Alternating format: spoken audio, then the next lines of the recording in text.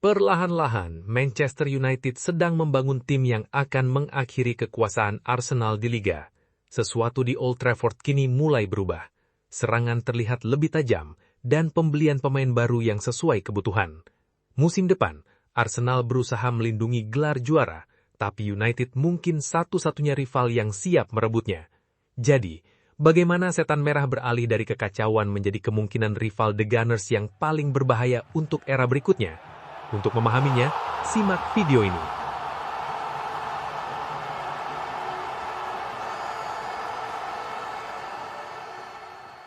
Saya sudah jelaskan kepada kalian bahwa Manchester United is coming back. Tapi sekarang saya harus mengatakan Manchester United is back.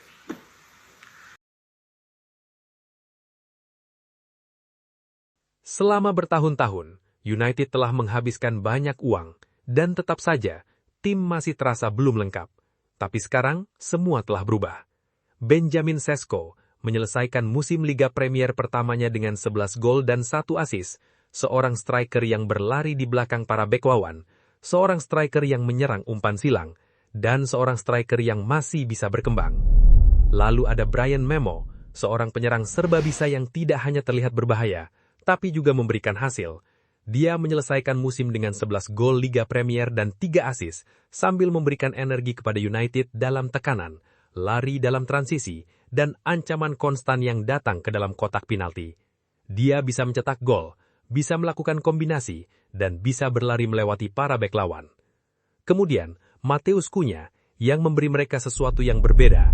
Dia tidak hanya berdiri di depan menunggu peluang, dia turun di antara lini, menerima bola di bawah tekanan, menerobos pertahanan, menarik bek tengah keluar dari posisinya, dan mengubah momen-momen kacau menjadi ancaman yang sesungguhnya, dengan 10 gol dan 2 assist di Liga.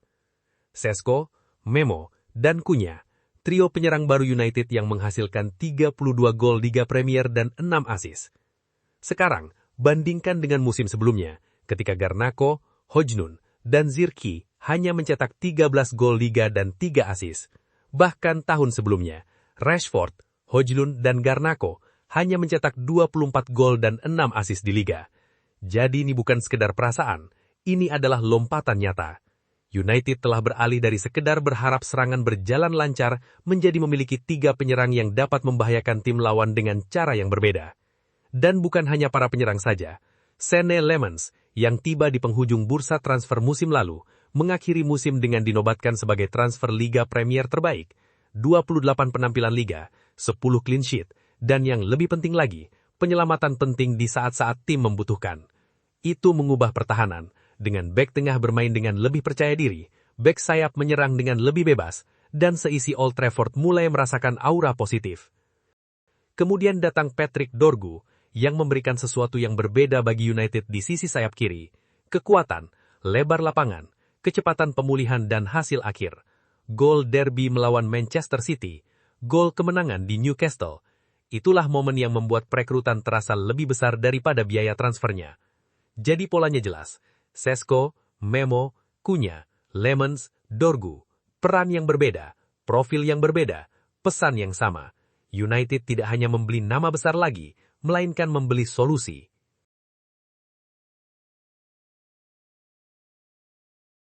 Sekarang, karena transfer pemain hanyalah bagian pertama dari cerita, pertanyaan selanjutnya sederhana, bisakah United membangun tim untuk masa depan?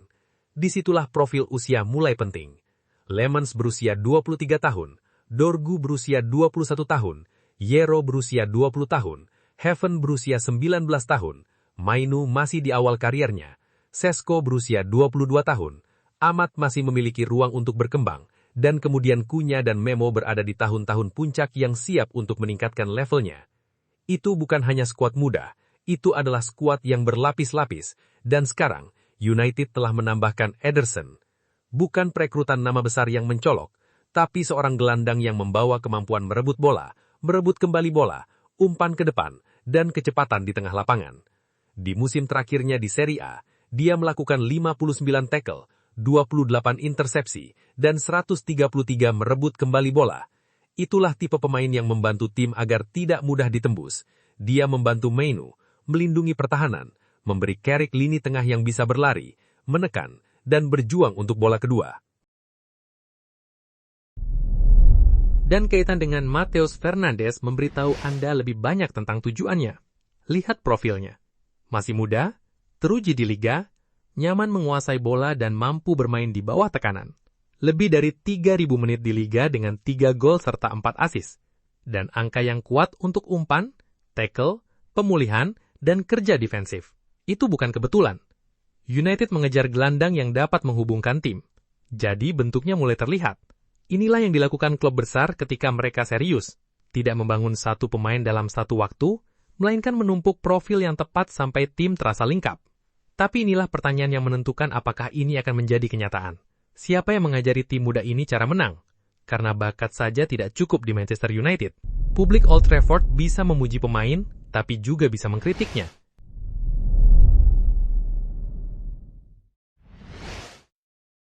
Gue bilang Carrick itu satu-satu yang dilakukan Carrick kan menempatkan pemain di posisinya. Main lebih happy aja, just play. Tapi special tactic kan nggak ada.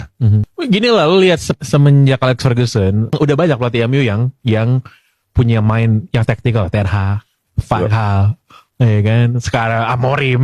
Nggak ada yang jadi. Karena bukan yang kayak gitu kan emang dibutuhkan gitu. Lo tahu aja gimana pilih pemain yang bener, lo bisa manage orang gitu, kira-kira gitu kan. Ya. Dan Carrick bisa itu. Carrick bisa, Carrick bisa banget. Itu Gus. Ini klub besar di dunia. Ada banyak sekali pendapat dan pengawasan yang sangat besar terhadap segala sesuatu. Tapi Anda tahu, tim ini hanya perlu tetap fokus pada targetnya. Suaranya lebih keras, tekanannya lebih berat, seragam ini bisa terasa lebih besar daripada lawan. Itulah mengapa Michael Carrick penting. Karena ia tahu seperti apa United Elite sebenarnya. Ia menghabiskan 12 tahun di klub di bawah Sir Alex Ferguson. 5 gelar Premier League, 1 Liga Champions, 1 Liga Eropa, 1 Piala FA, 3 Piala Liga, 6 Community Shield. Carrick tidak menyaksikan kehebatan dari pinggir tanah lapangan. Ia berada di dalamnya, tinggal di ruang ganti di mana kemenangan bukanlah mimpi. Itu adalah standar. Dan itulah yang membuatnya berbeda untuk pembangunan kembali ini. Carrick tidak pernah menjadi pemain yang paling berisik di lapangan. Ia adalah pengendali tempo dan memberi ketenangan. Jenis gelandang yang membuat kekacauan terlihat terorganisir, jadi ketika ia masuk ke ruang ganti dengan pasukan muda, ia tidak menjual ide yang ia baca di buku kepelatihan. Ia membawa kenangan tentang bagaimana seharusnya klub ini melaju. Pemain muda tidak hanya membutuhkan taktik, mereka membutuhkan standar. Mereka membutuhkan seseorang yang dapat membuat kemenangan terasa normal. Dan tanda-tanda pertama datang dengan cepat. 7 pertandingan pertama Carrick setelah mengambil alih kepemimpinan, menghasilkan 6 kemenangan dan 1 hasil imbang. Itu tidak cukup untuk membangun sebuah dinasti, tetapi itu cukup untuk mengubah suasana di sekitar klub. Tiba-tiba, ruang ganti terasa lebih tenang. Para penggemar lebih cepat percaya, para pemain terlihat kurang seperti hanya membawa lencana, dan lebih seperti sedang tumbuh bersama lencana tersebut. Itulah mengapa Carrick bukan hanya bagian lain dari pembangunan kembali. Dia mungkin menjadi jembatan antara United yang dulu mendominasi Inggris, dan kini United yang mencoba membangun sesuatu yang berbahaya lagi.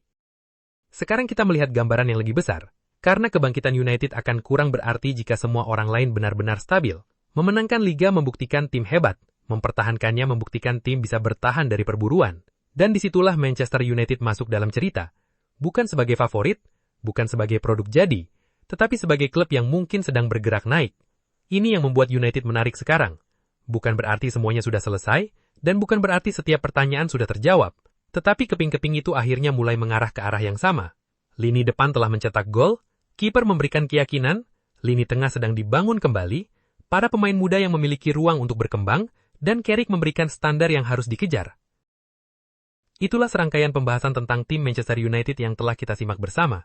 Jika kalian ingin berpendapat berbeda atau sekedar dukungan, silahkan ketik di kolom komentar di bawah. Terima kasih sudah menonton hingga detik ini, dan tunggu pembahasan menarik lainnya di video selanjutnya.